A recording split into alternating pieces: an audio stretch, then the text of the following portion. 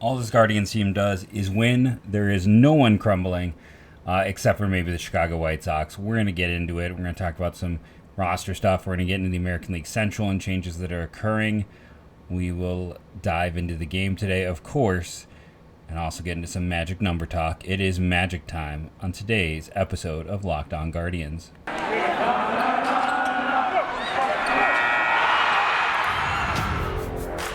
You are Locked On Guardians, your daily podcast on the Cleveland Guardians, part of the Locked On Podcast Network, your team every day.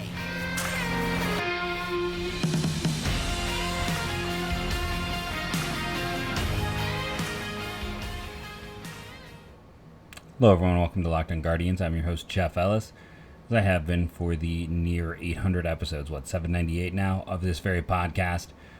Before that, I was a lead draft and prospect analyst at Scout 24/7, and before that, I wrote for pretty much every Cleveland sports blog that has ever existed, it feels like.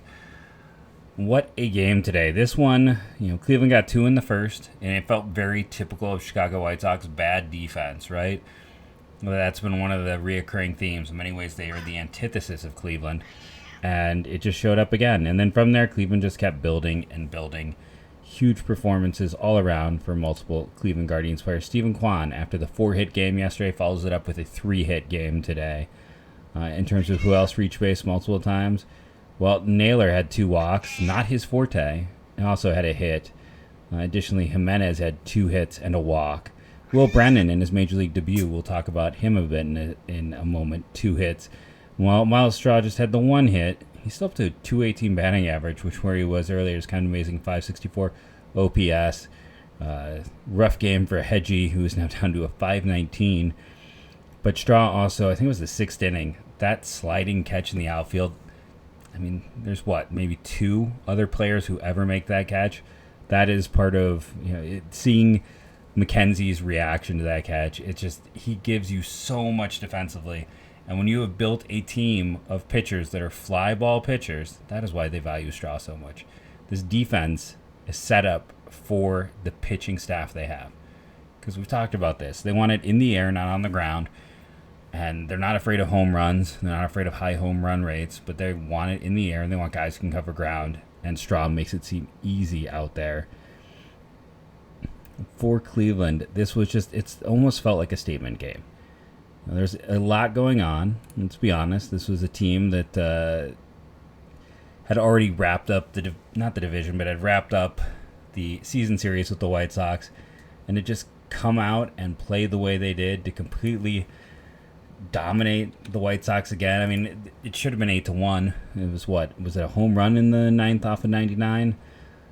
That ends up being not the difference, but the final run in this one. I mean, this game was out of reach essentially by the end of the first inning.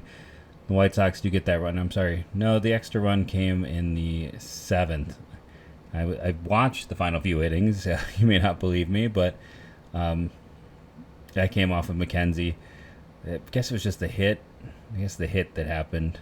So maybe a double that stubbed up off of 99. I felt like there was a big one. Straw's big save was against Jose Abreu. I do remember watching that one. Steven Kwan, 5th home run of the year. Felt like his 4th home run was in the last week as well. Power's never going to be a big part of his game, but nice to see that occurring. Looking at the old... this was Lance Lynn. I was getting confused. And I was told about how good Lynn's been, and all he did was give up 6 runs in this one, 3 earned in 6 innings. Cleveland tomorrow, it's the best matchup. This was each of these pitching matchups got progressively easier for the Guardians. Now saying that, I know I'm totally jinxing tomorrow's game, but Cease versus Savale was clearly advantage them. McKenzie versus Lynn was advantage Cleveland, but it was a little bit closer with Cueto on the mound tomorrow. Now Cueto being a soft tosser, he can sometimes be a guy who would give the Guardians trouble. But they have a very good chance to sweep this series tomorrow. I think we went through it and talked about who reached base twice. Let's do our box score bingo. Cleveland had 11 hits. They also had 4 walks. And that's the thing. Remember back when they were struggling against Seattle and Baltimore and we were talking about the performance, they weren't walking at all then. We're seeing guys get out there, reach base, and walk. 2 by Naylor, 1 by Jose, 1 by Jimenez. So that's 4 more opportunities. gives them 15. The 2 errors, 17. So at about 17, I would expect between 5 to 6 runs. They got 8. And part of that is because they had 2 home runs. The late 2-run shot by Naylor. I'm curious. You got to assume he's going to get to 20 before the end of the year. And then those are the only extra base hits. There was no doubles, no triples, no anything else. That's all you had in this one. You can just tell the White Sox fans. I remember doing a White Sox podcast and just, man, I was listening to the White Sox broadcast tonight, and they compared him to A.J. Pierzynski, the guy who you hate when he's not on your team, and that seems kind of fair. I feel like he is that guy that if he was not on the Guardians, we would not love him anywhere as much as we do. But, I mean, that's all players. It's kind of a dumb statement, let's be honest. But you get my point. He's that guy who would get under your skin anywhere else. No, it was Vaughn who I think had the hit in the 9th, and it was just the big deal because he was going for the golden sombrero. That's what happened. I had forgotten. But yeah, Cleveland. I mean, so many players stood up and stood out in this game. But let's talk about the big performance. 8 innings, 13 strikeouts, no walks. 6 base runners, allowed 2 runs on one on a home run. 6 base runners in 8 innings, fantastic. 13 strikeouts is a ton. Wonderful performance by Triston McKenzie, who's now back to 500, showing how dumb win-loss data is for starting pitchers. With as good as he has been, he's just 500 this year. He might be... we talk about Jimenez and trying to figure out an extension. McKenzie might be the number 1 guy on that list, with as hard as it is to find pitching. It might be McKenzie, Jimenez, because people get mad, but I don't see a route to Bieber. Bieber is in the Lindor camp now of getting close to free agency. I don't see it happening. But is McKenzie your number 1 guy? Let me know. Hit me up on Twitter at JeffMLBDraft. Kwan is clearly one of the 3 stars, as is Triston McKenzie. And for the final one, I think I give it to Naylor for the home run and 2 walks, which, again, very anti-type for him. Jimenez was up for it with the 2 hits and the 1 walk, but I think we go with the home run. And those are the 3 stars. With this win, Cleveland gets a 6 spot for the advantage in the division. That's right there, up 6 games, which is essentially 6.5 with the loss. They list an elimination number of 8 for the Chicago White Sox, but it's only 7 because if the White Sox and the Guardians end the year tied, the Guardians advance. I went through and kind of did the count, double-checked it. Saw from, Derek Deese corrected me yesterday in the comments, and he's right. It is only a 7. Yesterday was not 9, 10 like I originally thought. It was 9, and now it's 7 because if they tie, Cleveland advances. So it is a 7-game, 7 for your magic number, an elimination number of 7, and whatever you want to phrase it. Cleveland needs 7 combined either wins or Chicago White Sox losses, and this is where I remind you, Cleveland gets 6 games against the Kansas City Royals. We'll talk about the Royals firing Dayton Moore, and that was an interesting situation later on in the show. For now, let's take a quick break. We want to come back and talk a little bit about Steven Kwan's greatness just in terms of this team in segment 2 of Locked On Guardians. You know I love it when we get a new sponsor. The sponsors are the lifeblood of this show, so it is fantastic when we get a new sponsor. And we have Nugenix, I should say. So here's the thing. I'm getting into my 40s. I wish I had the time to work out and the energy, but sometimes with 2 kids, a day job, and a podcast, I don't have the time. And I feel the natural wear down and tiredness in my body. It used to be a lot easier. Even going back something like 5-6 years, I go back about 6 years. I was probably in the best shape of my life since college, and I miss all of that. And the reason I bring this up is because what some have called the winner's hormone or the man hormone. Wouldn't it be nice to get that winner's edge again, that old swagger back in your step? Want more energy to counter the negative physical effects of aging?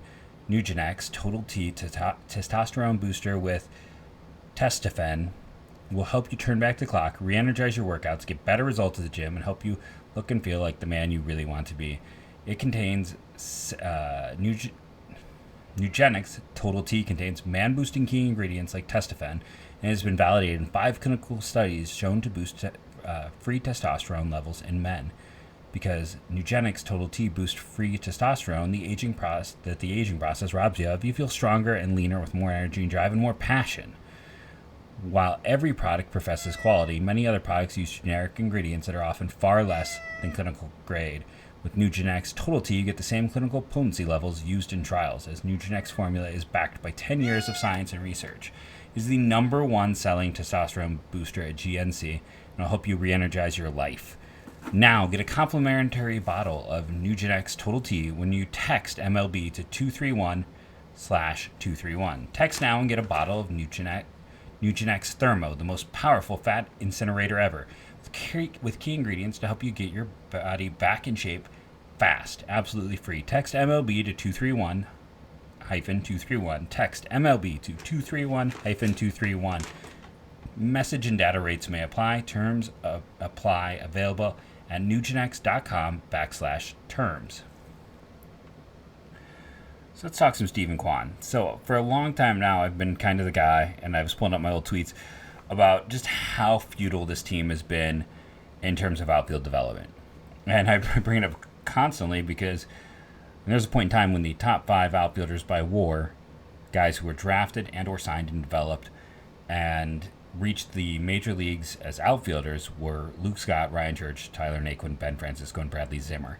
Now you can go back in and add in guys like Joe Nunley and Joe Inglet, and then Luke Scott, Ryan Church, Joe Nunley, Tyler Naquin, and Joe Inglet would be, I believe, the top 5 in that particular case. Even though Inglet was more of an infielder, Nunley was an outfielder, and I guess you could maybe view Richie Sexton on that list, but Sexton was a first baseman primarily before he shifted just due to positional blocking. Now I say this because the number one outfielder for the Cleveland Guardians in terms of bWAR since Manny Ramirez, in over 30 years of data now, Luke Scott at 11.8, then Ryan Church at 9.1, Joe Nunley would be next at a 5.1, Naquin has a 3.8, and I say all this because Steven Kwan, and this is, he might get a little bit of a bump as good as the game was tonight, he's up to a 4.7 this year. I believe he was at a 4.5 heading into yesterday's game, so that's interesting that he got the bump already with that one. But a 4.7. That's right. He's approaching third best outfielder since Manny Ramirez, and we're not even done with year 1. I mean, if he gets to 5 WAR, that's amazing. That is a fantastical season. And if Bobby Witt gets more Rookie of the Year votes than him, it's going to be a travesty. He has been that good for this team. 4.7. He is well on his way. He has passed Naquin. He has passed Francisco. He's passed I know you're as surprised as I am. He's passed Bradley Zimmer. That's how good he has been. Please note the sarcasm on that last statement. 4th best outfielder already since Manny Ramirez. That says a lot. If you're curious, Oscar Gonzalez at a 1.7 doesn't quite make the cut yet. He's in the discussion. He's trying to think if he'd be better than Bradley Zimmer. Ben Francisco is at 2.5, so he's got to work a little bit to pass him on the list to get into kind of that 5th/6th spot. But Oscar Gonzalez is in the top 10. See, Zimmer's at a 3 WAR. So Zimmer still has him beat as well. But he's, right now you've got Gonzalez kind of the back end of the top 10 already. Kwan soon to be top 3 for a team that could not develop an outfielder for 30 years. And that's the thing. Ryan Church, I believe, I could be wrong. There was a few. The funny thing is, you can go back and we all talk about the Bartolo Colon deal. Before that, Cleveland made a series of poor trades with the Montreal Expos. Was it Steve Klein for Jeff Juden? And then I believe it was Ryan Church for Milton Bradley. And when you look at those two careers, Milton Bradley had some high points, but man, that guy was trouble with a capital T, and it led to him not being productive at all. And Church ended up playing 7 years in the big leagues. Never had hit for much power, but had OPSs over 800 3 years. Had OPS pluses 4 years over league average. And he didn't really get a chance to play till he was nearly 26, in spite of really good numbers. And wasn't he a relatively high? No, he's a 14th rounder. Not a relatively high draft pick, but still a good performer and the second best outfielder in terms of production. And yeah, I believe that was Milton Bradley. So before, it was almost like they owed Cleveland by the time the old... no, this was the Scott Stewart trade. I was wrong. So it was another poor... That's why, like, the Cologne deal, you couldn't feel that bad. I mean, I know that this happened after the Cologne deal, when the Guardians wanted Scott Stewart to be their closers. They traded Mazur as Turris and Ryan Church, and his Turris would go on to be worth 11.3 WAR and be a solid utility type and an occasional starter. And Ryan Church would become a solid outfielder, and Scott Stewart would get hot trash and out of baseball in 3 years. I'm trying to remember who they gave up for Milton Bradley, but at the same time, like I said, you can talk about the Jeff Juden deal, where Steve Klein then became a very good reliever, mostly with St. Louis, but started off with Montreal as well. So yeah, they Montreal and Cleveland, outside of that Cologne deal, almost every other deal was pretty ugly. Zach Day was who they traded, and say only worth 2 WAR. I mean, that was probably a wash. Let's be honest with that. He had some halfway decent seasons at 25 and 26, but not too much beyond that. It's interesting to go back and look at that, but I wanted to bring this up because I've been harping for years about how bad the outfield's been, and this is a change. This is a definite change going forward. And speaking of change and youth, Will Brennan with the call-up today was a bit of a surprise. Gabriel Arias and Will Brennan both called up. Richie Palacios sent down, and I get that. The problem with Palacios is, when is he going to play over Benson? And he's more of a... Listen, he was a shortstop who moved to second base, and the reports aren't great at any of his defensive positions. He was mostly used as a DH when he was up here. It's a hard situation. Adding, Arias just makes sense, though there's a lot of overlap between him and Freeman, so we'll have to see. But he has had some games at first base, so maybe we end up seeing him used in that role as well. The bigger surprise, though, was Brennan. Now, Brennan was someone you needed to add at the end of the year.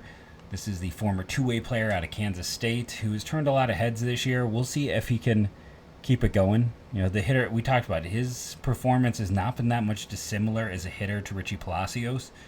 There's some ground for comparison. He is certainly a better defender.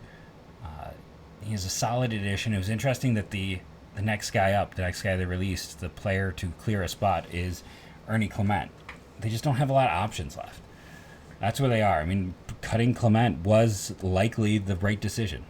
There's just not a lot of players to cut. Now, it also means that, I'm sure Tito was not very happy. I think he probably gets claimed just because he can run well. He can handle multiple positions. We've seen most of the guys Cleveland released get claimed. I mean, at least Baltimore's probably going to claim him. That's how this works with all of these guys, right? We might have thought Kirk McCarty was the guy, but I think, they're nervous about losing him again, and he's been an okay lefty for them. That'll be very interesting this offseason. We've talked about some of the players they have to add, like Angel Martinez and Bo Naylor at the top of my head, but there's more interesting players they've got to at least consider, and who else is going to go? Something I'm going to be paying attention to, but the other interesting thing, and I want to make sure I give credit, Andrew Kinsman at Fever Dog reached out that, saying the rules are not very clear, but that it's possible that this Brennan could qualify for the postseason, even though he is added after, he's not on the 40-man roster before August 1st.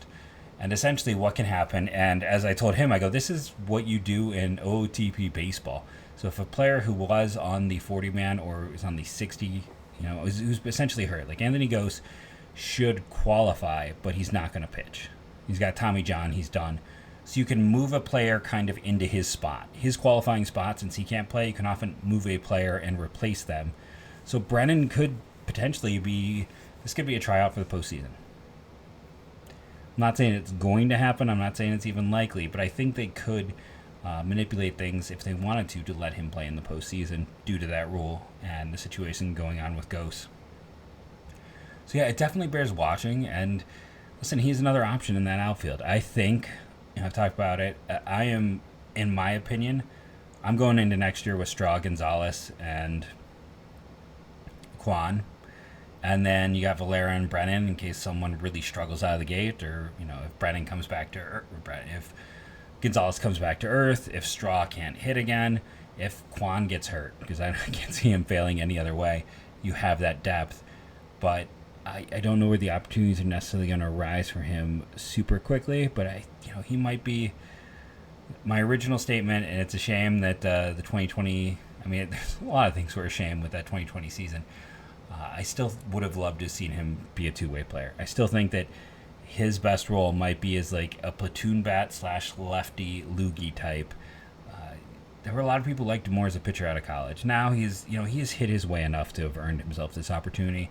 It's great on him. What player 16 debut? It'd be nice if they did something for these kids when they debuted in the big leagues. We haven't seen it yet. And in his first major league game, 2 hits. Fantastic to see. We'll see if he can keep it up, if he can continue on. But another rookie debut, another interesting player. We're going to take a break, come back, talk about KC, talk a little bit more about where this 40-man roster is that led to, the release of one of Tito's boys and Ernie Clement on a moment on Locked On Guardians. Okay, so Dayton Moore is fired. Probably long overdue. The one weird thing is announcing essentially Moore's right-hand man is his replacement in Kansas City. I assume it's a temporary thing. You can't stick that landing with that. They had so many draft picks and did such a poor job. And that's what it comes down to. This is a team that keeps... When you look at what happened, blanking on the owner, he used to be the minority owner in Cleveland, who I would have loved to have taken over the ownership group here. And one of the top 10 prospects for Kansas City is a catcher who they got in that 2020 draft class just because it was very clear that they were going to take care of their minor leaguers when other teams weren't. And he had a willingness to spend, and he's taking care of his people. I'm just having a very tired brain moment. But he went out and had let Moore spend money, and it was the Carlos Santana contract, which, at the time I was shocked by how much he got. It was Mike Minor. It was a series of weird free agent deals, like not even getting good players. And they've been in a rebuild essentially since they won that World Series, and it's not been a great direction of movement. And you can even just, look, they got essentially nothing for Whit Merrifield, and if they traded him 3 years ago, they might have gotten a king's ransom. They did an all-in rebuild poorly. That's what it comes down to. And there's some smart people in place now who will maybe help them in terms of their development. Man, pitching-wise, it was a wasteland. If I was a team right now, I would be targeting Asa Lacy. I would. His stock is so low for a guy who was the number 1 pitcher in his pitching class, was a great pitcher out of high school, and is just, you look at him and you're like, Kansas City is a wasteland for development. It's the same thing. I'd be going and seeing... I would always be willing to take a risk on one of their high-ceiling arms that failed. I would see if you can find more. I think it's a smart thing to do, and honestly, it's like Kansas City. Listen, Moore won a World Series. Flags fly forever. He will always have that. There's part of me that always feels like there was a degree of lucking into it. It was the most anti-analytical front office series of really weird trades that worked out. The original acquisition of talent was quite good, and it was by acquiring high school bats with high ceilings and spending way over slot. And then weirdly enough, this new rebuild, they went away from that. They did not go for those high ceiling prep players that they built their old core around. Now, Alex Gordon was a reclamation project, and he had been a high pick, and I believe he was a college kid out of, I don't know why I want to say Nebraska, that's not the case. But he was a college kid who worked out well for them. But a lot of those other pieces were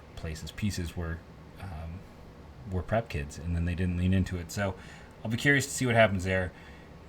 You got Detroit doing a full start over, and they've got, if their pitching gets healthy, they could be, I still believe in Detroit. Chicago, I still like what that front office has done in terms of acquisition of talent before they got super handcuffed by ownership.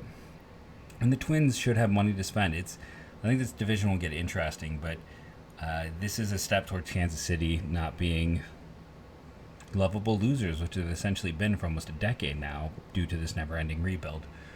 I wanted to talk about Cleveland. So let's talk about this 40-man situation. So adding 12 players last year and then having 16 rookies debut this year, the upside is there isn't a ton of players to add because they've mostly debuted this year. The two biggies are Bo Naylor and Angel Martinez. Both top 10 prospects by my eyes. Both guys who should be no doubt ads. Then you've got the guys like Ethan Hankins, who just hasn't been healthy. At points he's looked filthy. But do you try to pass him through? Do you run that risk? Do you not? Lenny Torres is a disaster right now. I think you don't worry about that. The other first-round pick from that year with Hankins and Naylor. And then, it's like, do you try a Nick Enright? I don't think they do. I think they would have already. Same thing with Miklo Jack, who's had a down year in AAA. You're hoping guys like them will pass through waivers. The only other guy really to talk about is Cantillo, who's just not stayed healthy. Gabriel Rodriguez is a guy who they gave a lot of money to out of Latin America. And let's see, is it a broken arm? He hadn't played in a while. This is from Justin L. that had surgery on his right arm. He had been out since late August. So he's someone I talked about briefly. But yeah, it just doesn't look good for him to be added. It really comes down to me, it's the top two guys and Cantillo. And then who do you let go? I mean, I think Shaw is the obvious one. There's no way you pay him. But you might still end up looking to bring him back. Do you bring back Maley? Do you carry four catchers? And there's a world where you look at it this way. You've got Arias. You've got Freeman. You've got Miller. You've already got Jimenez. You're keeping Rosario. You got Tenya below them. You got Rocchio. You're going to add Martinez. It's like 8 dudes? Maybe work out a minor trade. Flip Owen Miller. What can Miller, Arias, and Freeman really work together? I don't think so. I don't think you can afford to carry all of those guys. Figure a minor deal. All the better if you can get another draft pick. I've been all for that, but I think that's the other smart move to consider as well. With, like I said, Maley's probably going to get over $1 million. And I also want to take a second to just point out Eniel De Los Santos, who's been so good for Cleveland. He's got barely a year of control in right now. It's like 5 more years of team control. So when we talk about like the future pieces of this bullpen, we have to discuss him. Like, I think we tend to forget about him, but he wasn't a huge prospect with the Phillies, but was an interesting one. He's got so much team control. I mean, this bullpen, that's going to be the other interesting thing. Do they flip a bullpen arm? Do they deal from a strength? Alton, who is a fantastic listener because he gave us one of our best questions for last offseason, and then he came up with a great comp for Oscar Gonzalez. My one caveat I will say here is his comp is Andres Galarraga, who did end with a 6.5% walk rate. That is a little bit higher than Oscar Gonzalez. But in terms of, the damage he did late in his career, we don't know. It does feel a little boosted either by Colorado or other things when he all of a sudden turned into a 40 home run guy. But you look kind of, for instance, 1989. Well, maybe that's too high. Let's go 88. Well, probably putting a little too much on him there. And Alton pointed out in his first year at a 3.8% walk rate. The one thing I'll say is that was 79 plate appearances. But you go through and maybe it's some of those years I'm like, what's the in-between year that probably could make sense? Maybe a year like 94 in Colorado. Maybe that's what you're hoping for. But I thought that was a fun comp, so I wanted to give Alton credit and mention it. Arizona Fall League. I don't think we really have the time to dig into that roster and discuss it in depth about who's going there for Cleveland, but I did want to at least give a beginning talk on that. I love that Dipoto is going with with Kansas City. Yeah, the son of Jerry. For Cleveland, though, I'm not sending any big names. Why am I keep... Well, Angel Martinez, who they will definitely add.